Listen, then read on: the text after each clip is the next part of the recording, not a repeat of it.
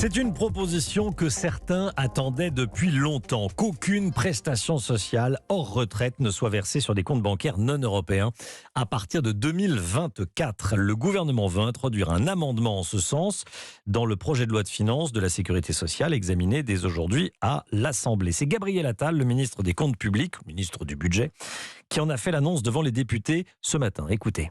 La question de la fraude aux prestations sociales qui sont versées à des personnes qui ne résident pas sur notre territoire alimente régulièrement un certain nombre d'études, d'articles et scandalise à juste titre nos concitoyens. J'ai donc décidé, après l'article 41, de proposer une mesure importante. À compter de 2024, plus aucune allocation sociale hors retraite ne pourra être versée sur un compte bancaire non français ou non européen. C'est une mesure très importante que nous proposons via un amendement. À vos débats.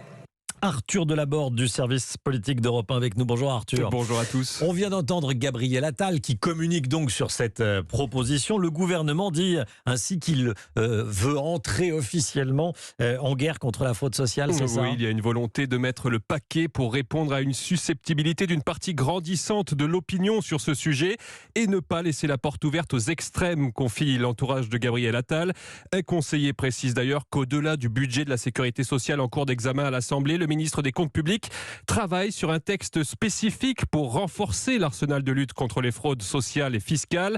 Il devrait être présenté au mois de janvier. Dans l'immédiat, cet amendement annoncé ce matin va donc empêcher le versement des allocations sur les comptes bancaires non européens à partir de 2024. Cela vaut notamment pour l'allocation de solidarité aux personnes âgées, les prestations familiales, le RSA ou encore l'allocation supplémentaire d'invalidité. Les retraites, elles, ne sont pas ciblées par cette mesure. Alors combien de personnes vont être concernés et quelles sommes pourront être récupérées via cet amendement? Eh bien, pour le moment, c'est difficile à dire puisque par nature, une fraude est difficilement chiffrable et il n'y a pas de données officielles sur le sujet. Pour se faire une idée, on peut tout de même citer un rapport du Sénat basé sur des chiffres de 2019 qui estimait que les 3/4 des fraudes sur la seule allocation de solidarité aux personnes âgées étaient liées à de fausses déclarations de résidence en France, ce qui concrètement pourrait représenter environ 2% du montant total de ce minimum vieillesse, soit au moins 100 millions d'euros. Arthur Delaborde, merci Arthur.